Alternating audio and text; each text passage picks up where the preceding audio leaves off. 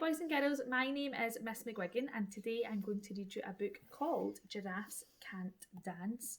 So this book is all about a giraffe who has to overcome a challenge.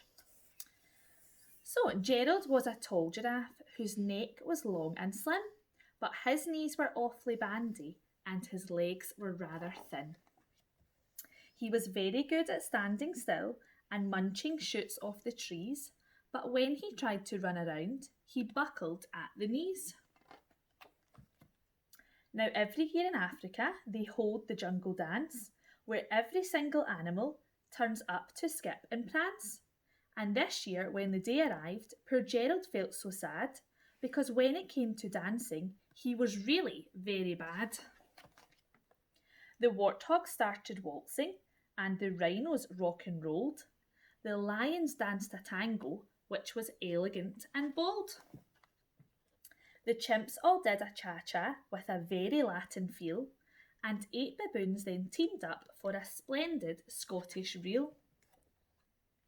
Gerald swallowed bravely and he walked towards the floor, but the lions saw him coming and they soon began to roar. Hey, look at clumsy Gerald, the animals all laughed. Giraffes can't dance, you silly fool. Oh, Gerald, don't be daft. Gerald simply froze up. He was rooted to the spot. They're right, he thought, I'm useless. Oh, I feel like such a clot. So he crept off from the dance floor and he started walking home. He'd never felt so sad before, so sad and so alone. Then he found a little clearing and he looked up at the sky. The moon can be so beautiful, he whispered with a sigh. Excuse me, coughed a cricket who'd seen Gerald earlier on, but sometimes when you're different, you just need a different song. Listen to the swaying grass and listen to the trees. To me, the sweetest music is those branches in the breeze. So imagine that the lovely moon is playing just for you. Everything makes music if you really want it to. With that, the cricket smiled and picked up his violin. Then Gerald felt his body do the most amazing thing.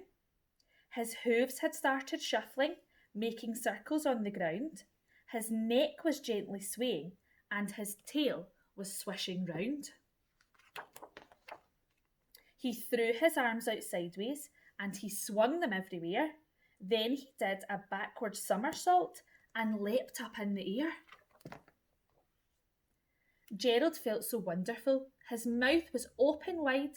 I'm dancing, yes, I'm dancing. I am dancing, Gerald cried.